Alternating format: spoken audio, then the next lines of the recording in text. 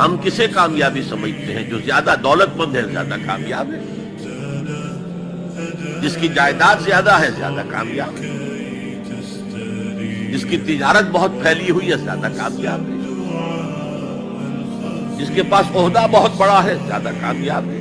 یہی ہمارے کامیابی کے تصورات ہیں۔ ان تمام تصورات کی نفی ہے۔ کامیابی ان چیزوں سے متعلق ہے ہی نہیں۔ کامیابی تو ان چار چیزوں سے متعلق ہے: ایمان، عمل صالح، تواصی بالحق، تواصی بالصبر۔ یہ ہیں تو کامیابی ہے، یہ نہیں ہے تو کوئی کامیابی نہیں۔